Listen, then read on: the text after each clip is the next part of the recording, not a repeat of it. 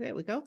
All right. Welcome to her First Six Figures Morning Show. It is an interactive coaching and training experience as a part of a free business mastermind group to position Black and Brown female online service-based entrepreneurs to generate the first six figures by learning how to make the money and create time freedom. This week's blog is at shaycannon.com/smarter.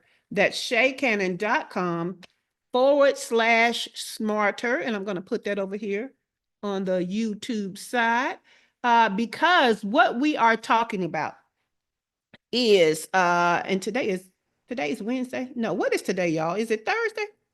All my days are mixed up. It's Thursday. So we are closing out the series, y'all.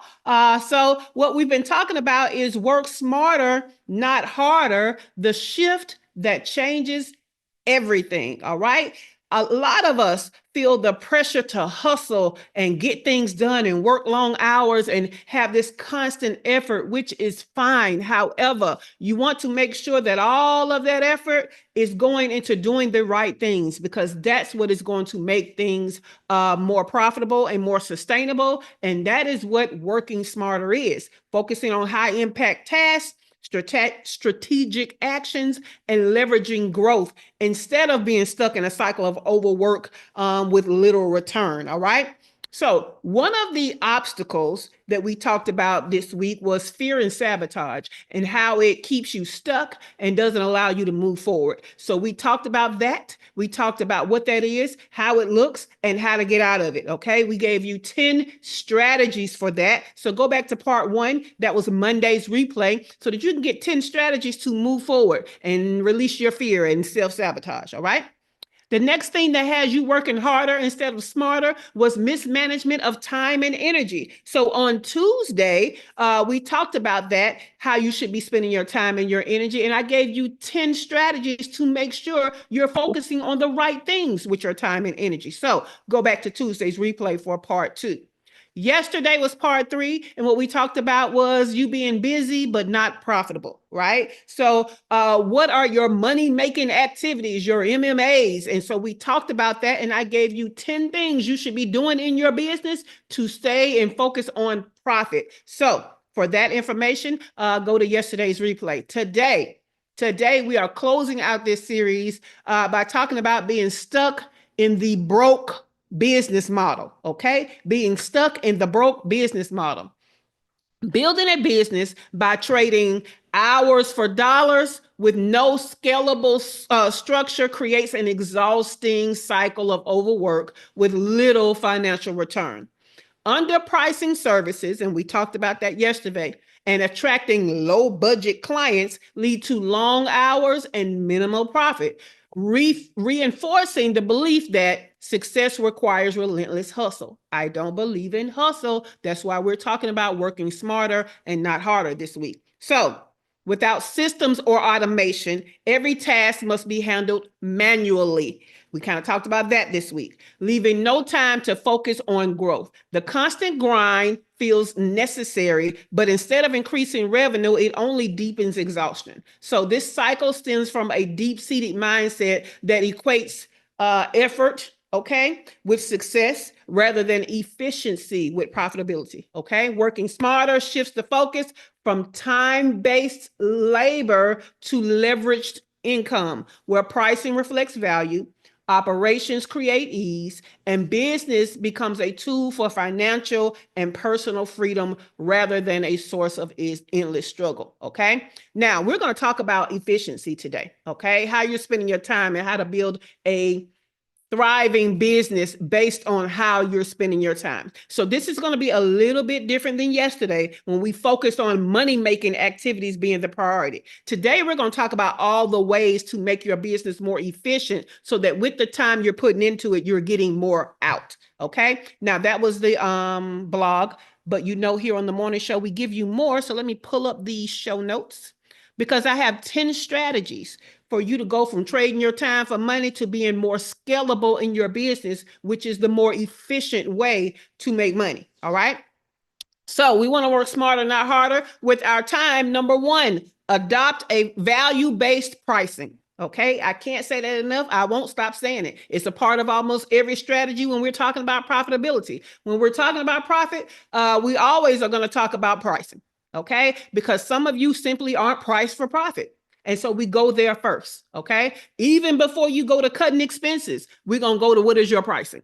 So set prices based on the transformation delivered rather than the time spent, ensuring profitability without excessive workload.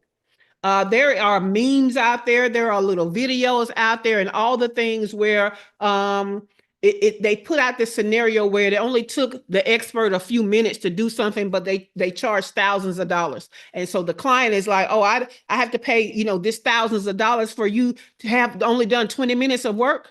And the answer is always, you didn't pay $1,000 for the 20 minutes. You paid $1,000 or thousands of dollars for that education and experience they had, that it only took them 20 minutes to save you all this other money you would have had to spend if it were not fixed, right? That's how I need y'all to start thinking about your transformation. It's not how long it takes you to get them through the transformation. It's what is the value of the transformation to them? What is the value of you being the expert that can actually get them the transformation? So that's what we need to be focusing on, okay?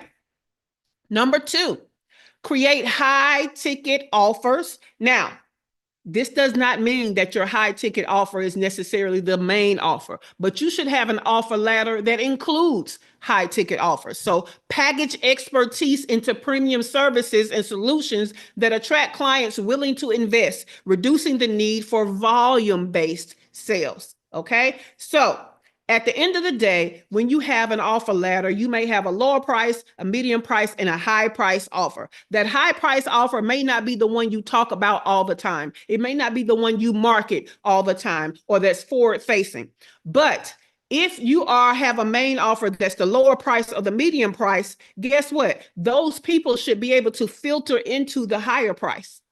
Or when you have your discovery calls and you recognize that the transformation that they are talking about they want is not available in the lower price and medium price, and they would have to jump up to the higher price to get it. So the higher price may not be your forward-facing offer, but it should be on your offer ladder, and you should look out for the people who are ripe and primed for that higher price ticket, okay? So package expertise, we talked about that into a higher price offer. That was number 2.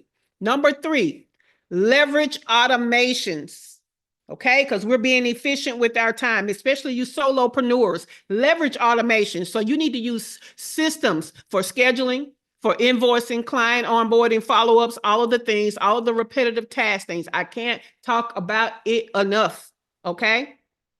Funnels are great, but there are different types of funnels. Different types. It's not just sales funnels. So start thinking about your client journey. Okay, those phases of the client journey, how they become aware of you, and all the way up to how you offboard them from a service, and where can we add some tech to automate stuff. And again, we talked about this week. If you have to be manual, let's use some scripts and some templates. And I don't know if this is on my list later, but I'm just going to put it in right there. Number 4, deliver. Let me start up. Number 4, develop a scalable offer suite. Okay, we're thinking scalable. When we first start as solopreneurs, entrepreneurs, we're doing everything ourselves. We're servicing everything ourselves. We're starting off with one-to-one stuff, right? One of us to one client, and that's how we're servicing.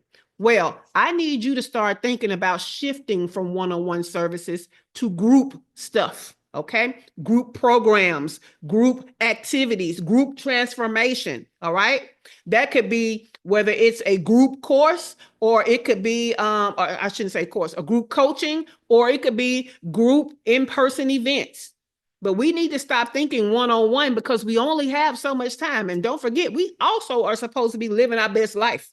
Okay, so there's not enough time for you to one-on-one your way to success while you're over here going one by one with clients. So you have to find a way to do group. All right, but that's just one thing. You also have to find a way to do digital products. Okay, digital products. These passive income is key. Things that you, I say, set it, forget it money. Set it and forget it money. Things that you create one time and it continues to make money without you doing anything else but selling it. Okay. You don't have to service anything. This could be books, right? Books is a passive income thing, but it could be digital books. So ebooks is a digital product, but printed books is still also passive income. It could be courses that are, DIY self-paced courses can be it. It could be online one video trainings, mini courses. Just think about anything you can create that helps your same ideal client without you having to service them. Okay. And they can get it digitally. Think about it. There are even PLR, private label rights, products out there that all you have to do is rebrand and start selling. You didn't even have to create it. So all you have to do is say, Google PLR products for insert whatever your industry is, whatever transformation you want to give, and what'll pop up are people selling stuff, all kind of digital stuff that all you have to do is rebrand. Now, let me just tell you, as a disclaimer, us perfectionists, we never like the PLR stuff, and we always be wanting to change it and stuff, but it at least gives you a point to get started with. Even if you end up changing the whole thing, it at least gives you a place to get started with. But those of us that are not perfectionists, they change the colors, add their logo, and it's gone. And they are already selling while us perfectionists over here changing shit and not making money yet. So keep that in mind.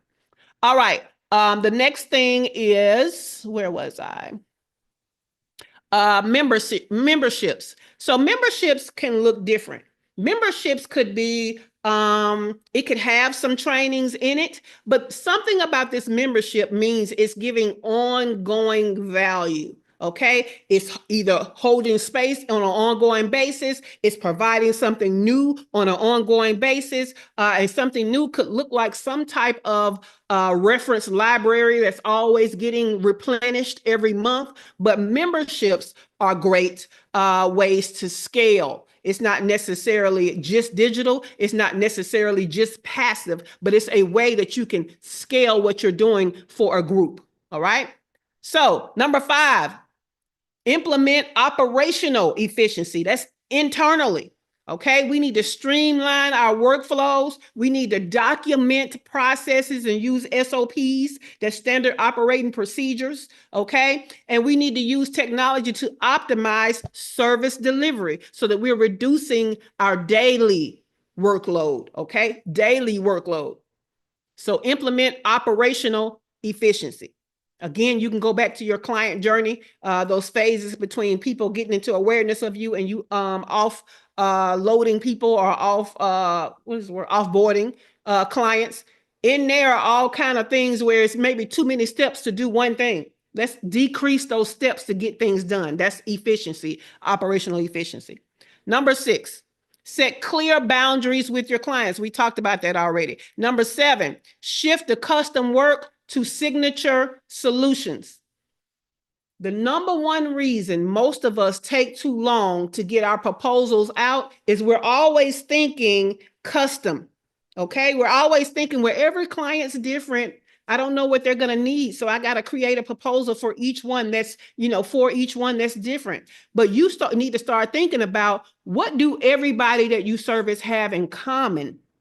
Okay, like there are phases to a service that no matter who you service, they're going to have those phases in common. Now, how you execute that phase for them may be different, but they still have to go through the phase. So focus on the phases to create signature solutions for those phases.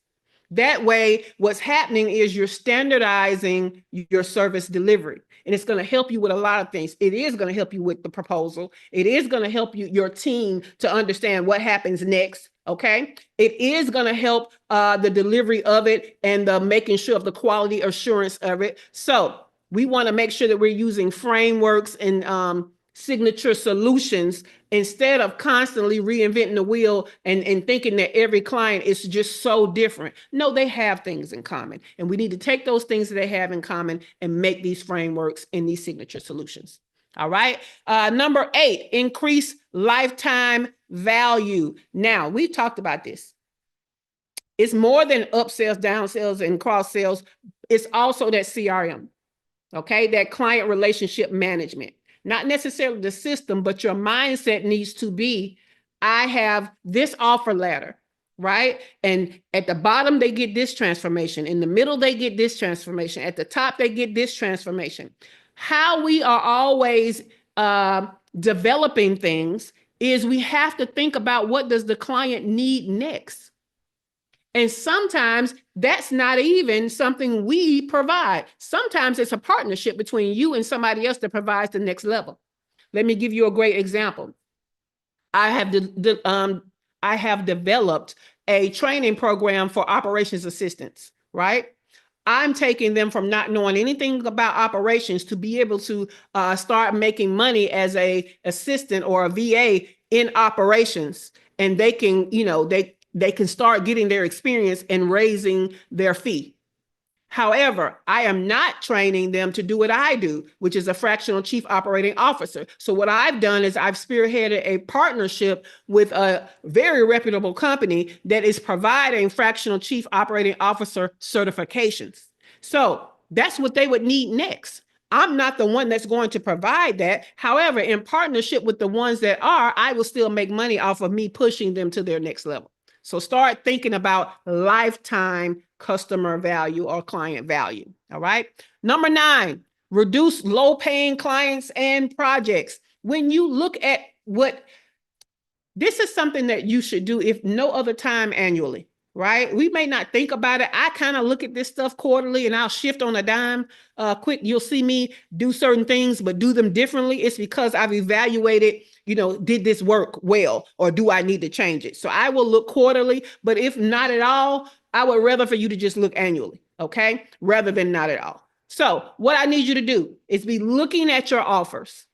Look at your offer suite, the offer ladder, all your cross sales, up sales, down sales. Look at everything and look at what has been performing well, what has not been performing well. Okay. We can even go back to number 9 and look at what will they need next. Is that something we need to create? Because at the end of the day, we don't want to keep offering the same things. And clearly the people we're trying to offer them to don't want it. You have been a person before that have been offered things over and over again. You're like, I don't want that. Who asked you to create that? I don't even see where anybody would want that. Well, you don't want that to be you offering that kind of thing.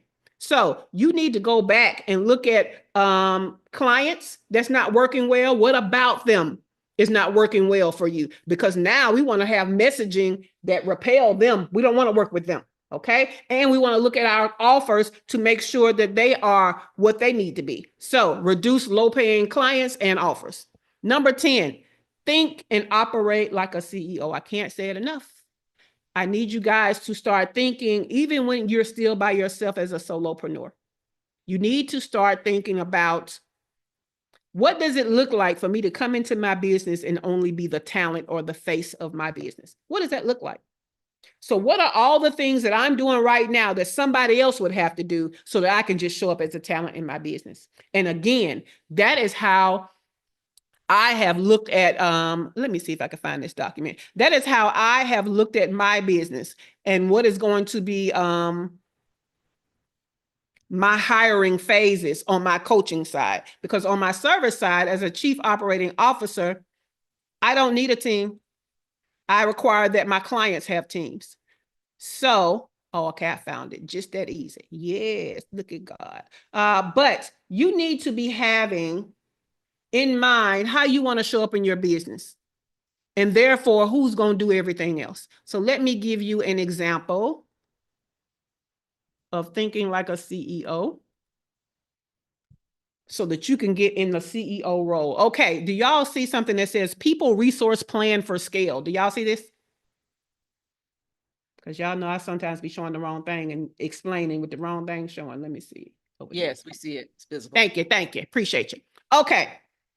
So on the coaching side of my business, right? My goal is to pull myself out of the day-to-day and only show up as a talent, basically being in the face of the business and every now and then doing a signature training. That is me doing it. Okay. So the first phase of that is I know my role is I am the coach. I'm going to have to work in my business from day to day and week to week. So I want to offset or offload all the marketing for my business, my coaching business. That's going to be my first hiring phase. So I'm going to hire a copywriter. I'm going to hire a graphic designer, video editor, website designer, funnel automation tech. This says social seller. We'll see how that goes. Okay. But basically, I'm offloading all of my marketing.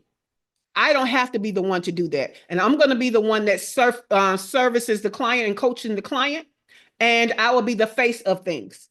So yeah, I'll still have to do photo shoots. I'll still have to record, maybe my voice and take pictures and all that kind of stuff so that they have assets to work with that have me in them. But I don't have to do the actual marketing stuff for them. Okay. My phase 2, I want to add a sales closer. I don't want to do sales anymore. I want somebody else to do the sales. So here, people were doing the marketing, but I was still doing the sales and I'm coaching. Here, I want to find somebody to do the sales and I want to find program coaches so that I'm not coaching as often. Okay. And then I want a program assistant that's doing all the little admin stuff for the coaching. Okay. And then me as a coach, what it looks like is I'm only doing quarterly stuff. It's basically bonus trainings is all I'm doing because now I have hired coaches that I've certified in how I do things. They're coaching the way I would coach. All right. And I'm only showing up quarterly for bonus trainings. And then finally, I add a program or operations manager, probably, a mixture of that role where I'm not even overseeing everybody else. I really am only showing up as a talent for maybe semi-annual things and maybe in-person things. That's it. So I took my goal of wanting to be the talent and I broke that down into phases of hiring so that I can truly be a CEO. Because I want you to think about CEOs. You barely see them in the office. You might not even, in corporate America, you probably are not even working on the same floor as the CEO. Half the time, the CEO is not even in the building. When they say deals are made on the golf course, who you think is out there golfing? You know what I'm saying? Those upper level senior executives. So the higher you go, the less they're in the everyday of things. And that is your goal. Even though you may or may not be building a corporation, you can still build your version of being a CEO where you're not attached to every everyday thing. Okay? I hope that was helpful for you understanding the CEO mindset. Okay, we're going to start with Dr. LaFera. And the question is going to be, which of these strategies do you know you need to be implementing to be more scalable? Okay, to use your time being scalable, not necessarily using your time doing every little thing, because that's not scalable. You only have so much time. So scalable is the key. I'm going to go back through the 10 just to remind you. Some of the things sound like what we've talked about earlier in the week, but most of it we're shifting to specifically looking at it from a perspective of scalability. All right. So number 1, I need you to adopt value-based pricing. Number 2, create high ticket offers. Again, it may not be your forward-facing offer, but we need one in the offer ladder. Number 3, leverage automation. Number 4, develop scalable offer suite. And what that meant is go from one-on-one to having some group stuff, to having some passive income, digital stuff, and some memberships. Number 5, implement operational efficiency internally for your business. Number 6, set clear boundaries with your clients. I can't say that enough. That's going to show up everywhere. Number 7, shift from custom work to frameworks. Okay. Number 8, increase the lifetime client value. Okay. What do they need next? What can we add on? How can we keep them as a client or be in partnership to make sure they get what they need? Number 9, reduce how many low-paying clients you got and reduce how many offers that are not working. Number 10, start to think and operate like a CEO. All right. Okay, cool. Let's go to Dr. LaFera. Which of these do you know you need to implement to be more scalable so that you are working smarter and not harder?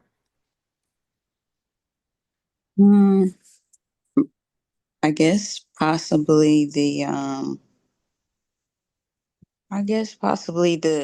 maybe the digital, the one with the digital products have like a suite of those.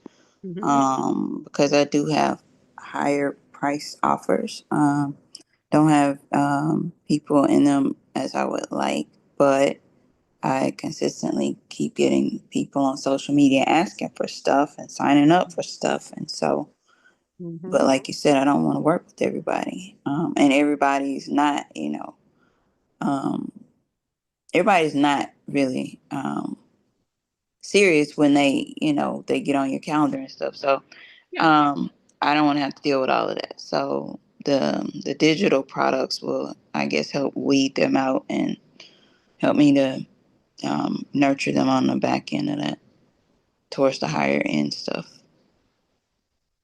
I like that. I like that a lot. I will tell you that most of that is going to be messaging, Dr. LaFera. Some of it could even be your presence, how you show up. For example, my presence, I can't help it. I don't know what it is, but that confidence that my family put in me ain't never went nowhere. Okay. And so I show up in authority, even if I'm talking on a personal basis. Like my voice, I can't even whisper. So I can't even bring my voice down. It is just naturally authoritative. But my personality in and of itself does not lend itself that I play with people or that people can play with me.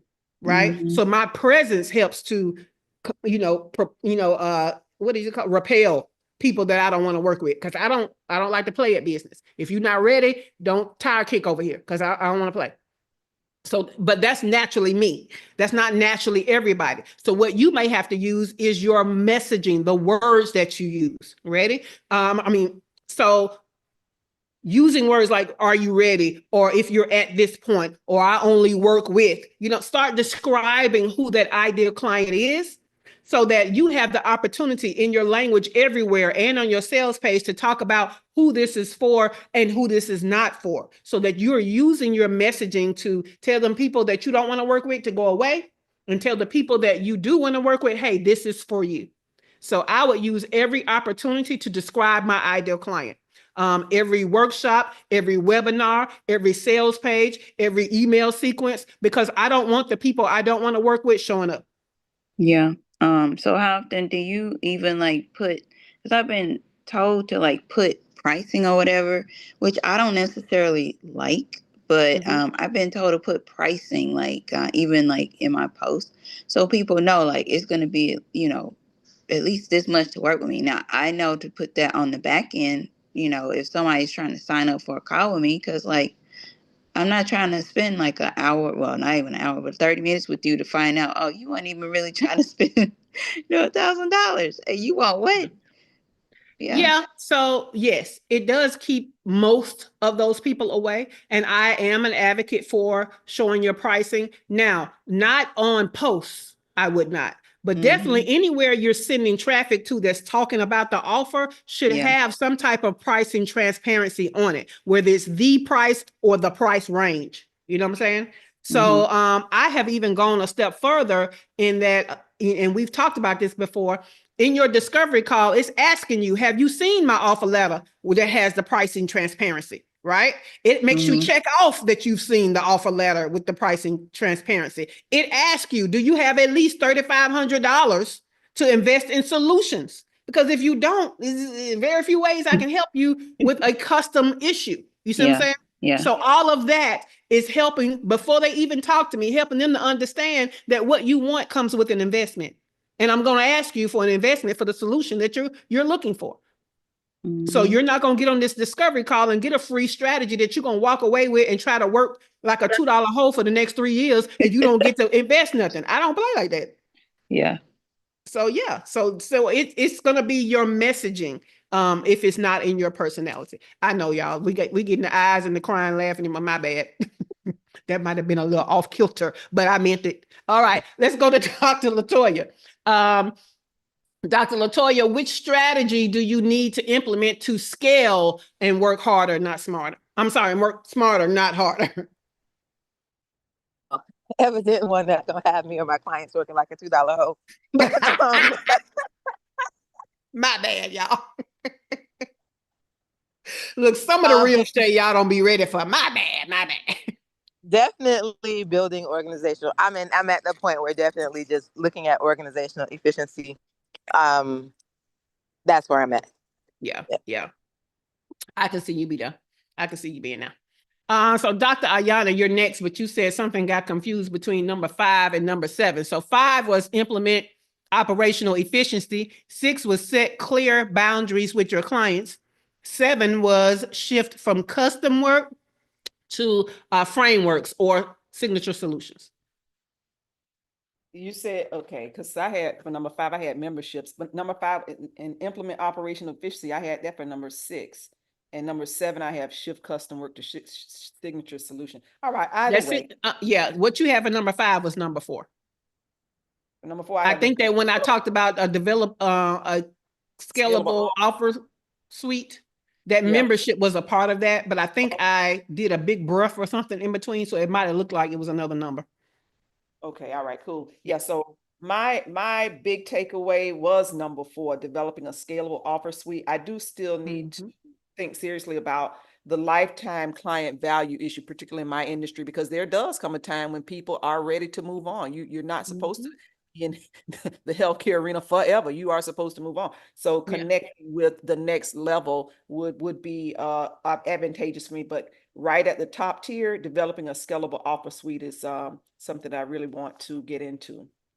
And it is some hoes in this house. It's some hoes. Don't act like y'all don't know that song. And look, Dr. Kachi, y'all are acting up in these studio comments. What do you want to add, Cheryl?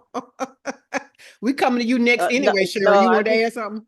No, there's nothing to add with that. That's what they say. That's I'm vodka martini chase and no chaser, shaking and stirring. They be singing it in the choir stand. Don't play. Look, we got Glow over here on YouTube just cracking up laughing. Hey, Glow. Glow, put your answer to the question. Look, let's get back serious. Put your answer to the question in the live chat, Glow. All right, Cheryl, which strategy do you need to implement to scale and work smarter, not harder? Y'all know my hue and cry. The leverage automations. That's it. But it's the more that I research the automations and pulling stuff together, so when I go for it, I can give it 100%. You can see the value just in doing the research. I started to have what did it say? I was able to take a breather just by seeing all the things that I could put into automation, and I saw the value, because that value equals better clients, better money, and better free time for me. Ooh, you better say it. You better say it. Thank you for that breakdown, Cheryl. Dr. Tachi, which strategy do you need to implement to scale and work smarter, not harder? Automations and number 10, CEO. Yeah. I think that sometimes it's hard to think about that, operate like a CEO, because we're so in the trenches right now, but you never get out of the trenches if you never have that foresight of being out or knowing that that shouldn't be life every day, and not having something to work towards. And so, yes, number 10 is so key. It seems like it's such a small thing, but look at how I even took my wanting to operate like a CEO and broke it down to who I need to hire and when, so that I can start to feel that. Right. So, that why is so important. Kimberly's at the Dream Funder, but she said automation. She said, especially with email series and content posting. She also wants to do the implement operational efficiency. That's another one for her, taking time to schedule stuff. Yes, please. Over here on the YouTube side, Glow said automation for real. Yeah, a lot of y'all are saying automation. Let me tell y'all, if you're not in a position to hire somebody for automations, this is why I recommend go high level. Okay. Because what you don't know, you can learn, and those people will help you live on Zoom, share your screen, help you step by step on what to do to get this stuff done. So again, if you're not the one that want to do it, you can do like Dr. Latoya has done, and you hire somebody that's on your team that does it. And guess what? When they need help, they go into Zoom with the go high level people and get it done. Either way, it's getting done, and you don't have to worry about going to get some kind of certification or or learning all of this stuff, and then you go to implement what you learned and it still don't work, so you don't know where to go next, but you don't have the budget to hire anybody. Go high level. I'm here to tell you, as long as they still got that 24/7 Zoom customer service, you should have no excuse about these automations and stuff. $97 a month can get you all the automations that you need, all the help that you need. So I need y'all to go ahead and get started. And yes, I have an affiliate link. And yes, I'll be dropping it in the description of this live. So yeah, and in the show notes. So automation people, go high level. Okay. I mean, $97 for all of that. I return on investment 20-fold, not even 10, 20-fold. Okay. All right. So this week we have talked about working smart, not hard.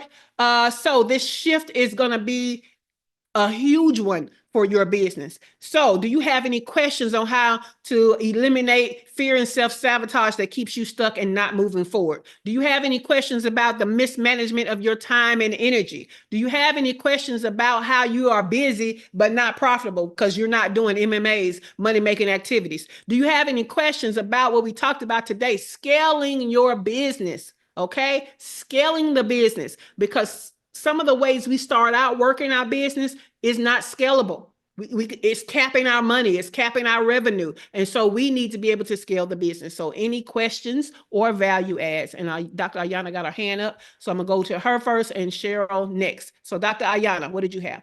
Did you have anything that you can kind of add for number 10 regarding thinking as a CEO as you begin to delegate and certify people in your technique and systems? How do you protect your intellectual property? Do you have any thoughts on that?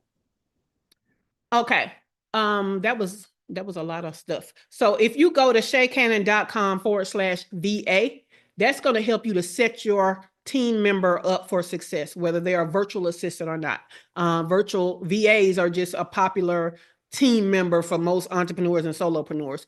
So that's what it was titled, but it's really for any team member you're bringing on in any capacity. So go to shaycannon.com/VA. That's going to help you to set them up for success before hiring them, during the hiring process, and after the hiring process. So that's the first part of your question. The second part is protecting your intellectual property. So this is where your NDAs, confidentiality, non-compete clauses come in. So you need to hire a business or corporate attorney to help you to structure that stuff for your particular stuff. There are templates and stuff online, but keep in mind, templates don't protect your specific fears.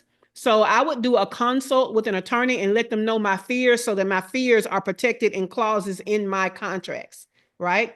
Everybody has different fears about different stuff. So they're going to incorporate the general stuff, right? They're going to incorporate the industry stuff. But then when you have specific fears, you need an expert and a licensed attorney to come in and say, oh, okay, well, this is the clause we're going to put in there about this, right? One of the clauses that I request, I usually have two different versions of a contract. I have one contract for a person that's been doing what I'm hiring them to do for a while, right? So that one is not going to include a non-compete. They've been doing it, right? But if you are somebody I'm hiring, I'm teaching you how to do everything, yours has a non-compete in there, because that was one of the things I was worried about. So I have two different versions of that independent contractor contract agreement. One, if you've been doing this thing, and one, if you have not, and I'm teaching you all my stuff. Right now, the one that you've been doing it, it's gonna say you can't use my framework when you do it. You see what I'm saying? So you need the licensed professional is going to help you with your particular fears. So I'm going to say, take a moment and list the exact things you're afraid of so that you can take that and get protection for those exact things. Does that make sense, Dr. Ayana? Makes perfect sense. Yeah. I just want to add a quick value add, just a FYI. There are people out there who are so ruthless. I remember a woman who had a nursing agency and someone was working for her. The person came in, took her license off the wall and was using her very license. So these things do happen. So just want oh, well, that's actually probably criminal. So I mean, that's absolutely gonna be easy to protect against. But yeah.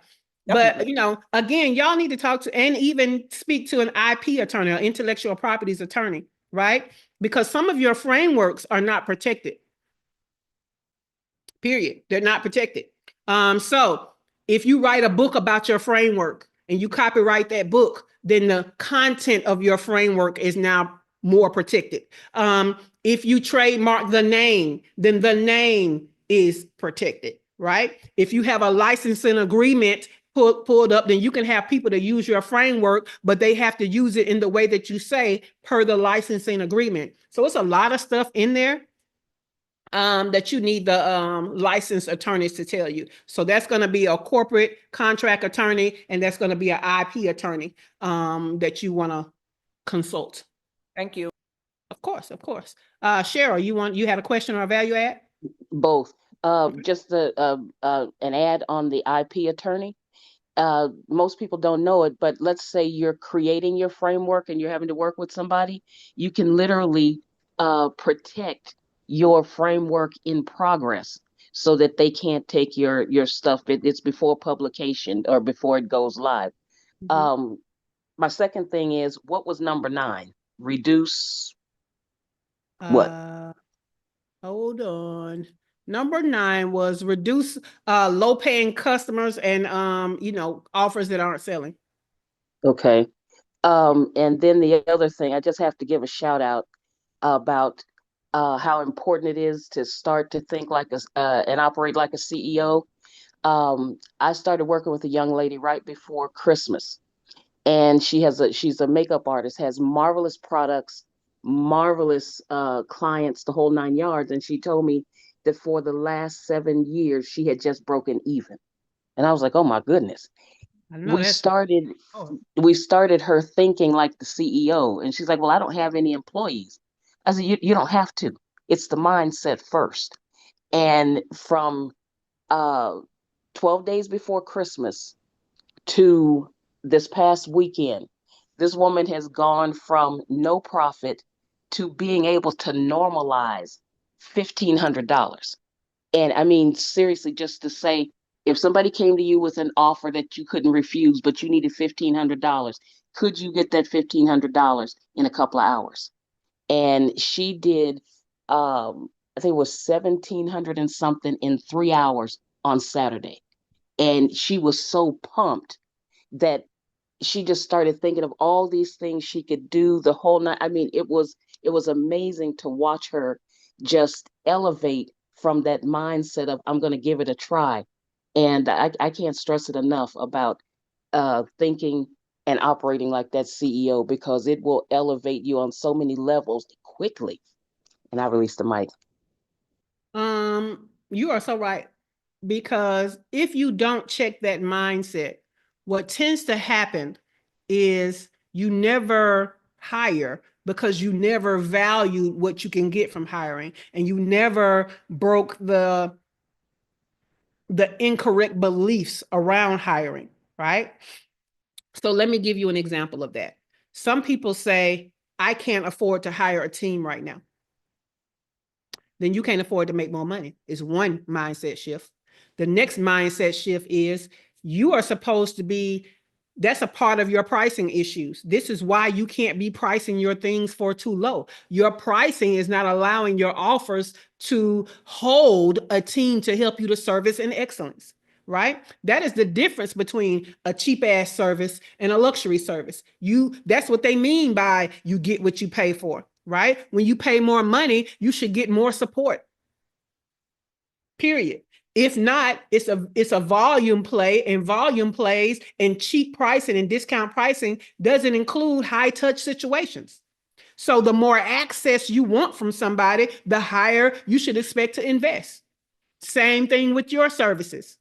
The more support you're willing to give, which includes team, which includes the best tech, which includes the best form of the transformation, that's why it's a high ticket offer.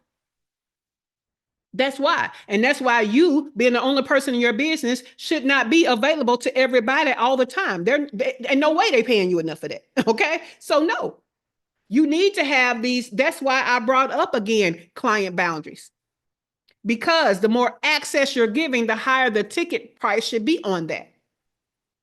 So yeah, you send me an email after 2:00, I'm probably not going to answer you same day, but I'm not even going to see it after 4:00. I am logged out. Even if I'm still working, I am logged out of all communication. You know what I'm saying? I'm focused on something else. So yeah, and I still have a stop time, all of that, a start time.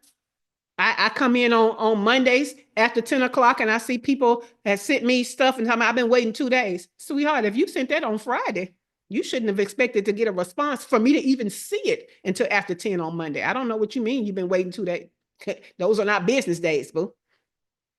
So you've been waiting 2 calendar days, not business days. Just like your bank closes at a certain time, okay?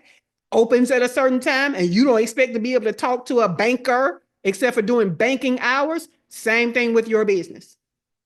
So yeah, cool beans. Anybody else have a question or a value add or something that was just so game changing about this week that you know you're going to get good stuff when you apply it? Any of that? Dr. Ayana said they know they don't want to be aggravated around the clock either. Yeah. I mean, you can't even show up in excellence as a person, putting yourself out there for those long hours like that. You're going to be bogged down. You're not going to be able to show up in excellence, doing an excellent job, and you're not going to be a good person. Let me tell you that.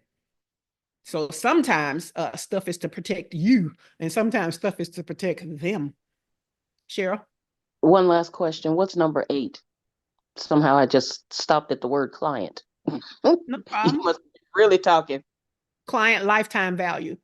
lifetime value. Thank So you. that was the one about not just upsells, downsells and stuff, but thinking Right. about what do they need next as either a new offer that you create or as a partnership that you connect with. I'm telling you, this whole week has been absolutely incredible.